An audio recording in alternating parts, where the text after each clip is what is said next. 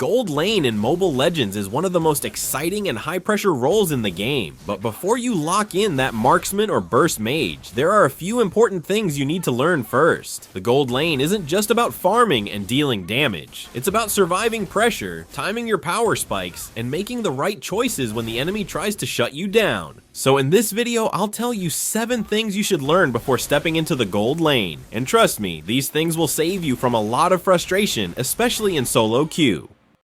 Number 1. Understand the gold lane advantage. One of the first things people overlook when stepping into the gold lane is why it's even called gold lane in the first place. Most players just see it as the marksman lane or the side where you farm. But here's the truth. That lane is designed to give you a huge economic advantage early on, especially during the first 5 minutes. The turret on the gold lane side gives extra gold every time you kill the cannon minion. That bonus gold is crucial. It allows you to finish your core items faster and hit your power spikes before the enemy team does. Now here's the catch. This advantage only matters if you're alive to get it. You have to stay in lane, last hit properly, and protect your cannon minions. If you die early or let the enemy zone you out, you miss that bonus gold, and your entire progression slows down. So your goal isn't just to win the lane, it's to maximize your gold income safely.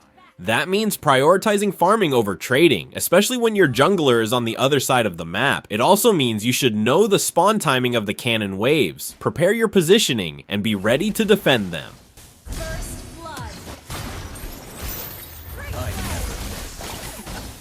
Number 2, learn how to position in lane. Positioning is one of those things people always mention, but few really understand until they get punished for it. In the gold lane, bad positioning will ruin your early game faster than anything else. Because let's be real, most of the time you're playing squishy heroes, marksmen, burst mages. Even if you're strong, you're still easy to kill when you're out of place.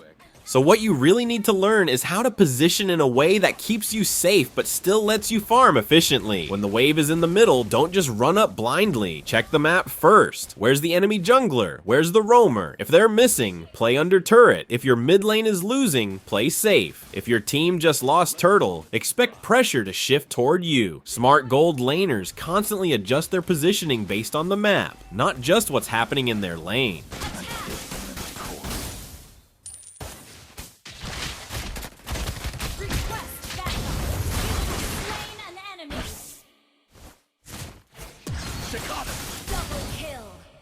Good gold laners don't just react to pressure, they avoid it completely by positioning smart before it happens.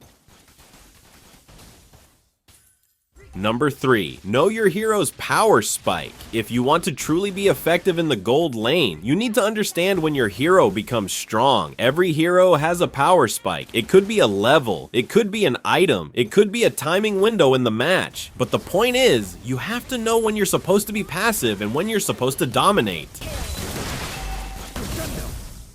Tuned to perfection. Double kill. You can punish enemies who misstep because your skills hit hard early, so your playstyle should reflect that. Don't waste your early damage trying to trade with a passive hero, but also, don't miss your early window when you're playing someone who's meant to bully. The problem most gold laners have is they play every hero the same. They stay safe with Brody or get aggressive with Wanwan at the wrong time, and that leads to feeding. Learn what item or level gives you that power spike. Is it your first core item? Is it when you unlock your full combo? And once you hit that power spike, start playing differently. Shift gears, get aggressive, rotate, force fights if your comp needs it.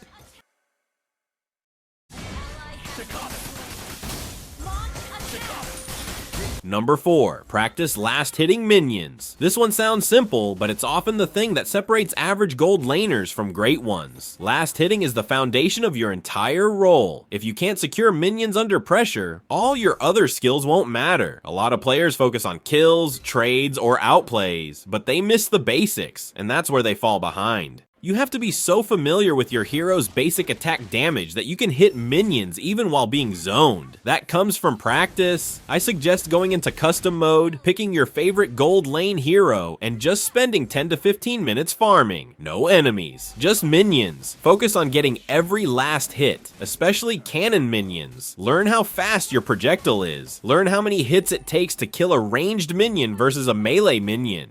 Then go into ranked and apply it under pressure. Can you last hit while a tank is pressuring you? Can you farm under tower when the wave crashes hard? Can you balance last hitting with poking at the same time? These are all real situations that happen every game, and if you master them, you'll naturally build gold leads over laners who are just mindlessly auto-attacking.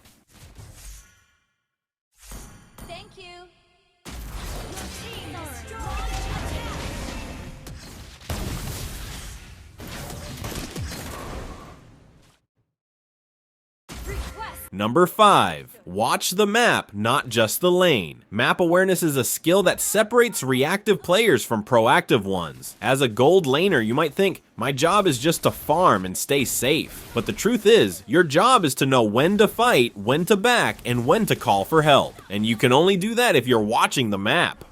At every point in the game, you should know where the enemy jungler and roamer are. If they're missing from the map, assume they're coming for you. If the enemy just lost a turtle fight, they might rotate top to get revenge. If you're pushing the wave too far without vision, you're asking to get punished. Start training yourself to glance at the minimap every 3 to 5 seconds. Look at lane states. Look at which side of the jungle is being contested. If your tank is invading red buff, maybe the pressure is off your side. But if your team is losing mid and the enemy roamer is missing, back off immediately. Don't be that gold laner who stays in lane and dies alone while your team screams for help.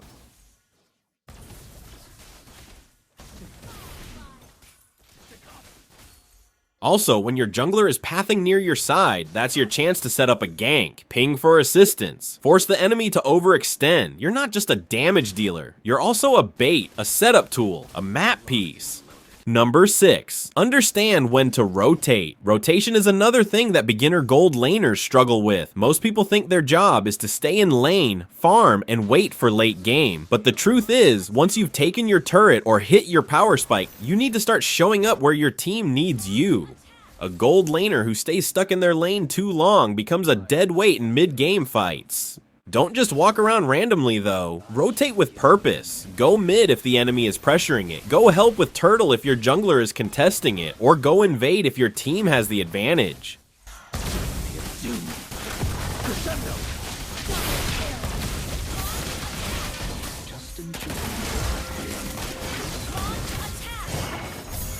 The best gold laners treat their rotations like clockwork. Push, pressure, rotate, reset. Every time you push a wave, you should be thinking, where can I go next that helps the team and keeps me farming? You don't rotate just to fight, you rotate to snowball. Number 7, build the right items for the matchup. Lastly, we've got to talk about itemization. One of the easiest ways to improve instantly as a gold laner is to stop using the same build every game. Your item build should change based on who you're facing, what kind of pressure you're under, and what your team needs. The best gold laners don't just play well, they build smart, and building smart often means the difference between surviving that dive or getting deleted instantly. Gold lane is more than just a farm and carry role. It's a mental game. You have to be sharp, focused, and always adapting to what's happening around you. These 7 things, understanding your advantage, mastering positioning, learning your power spikes, last hitting, map awareness, smart rotations, and building the right items are all things that separate average players from great gold laners. If you put in the time to learn all this, trust me, you'll climb faster, win more solo queue games, and become the kind of carry your team can actually rely on. If this helped you out, consider subscribing. I've got more real, honest, and calm Mobile Legends content coming. Thanks for hanging out, and I'll see you in the next one.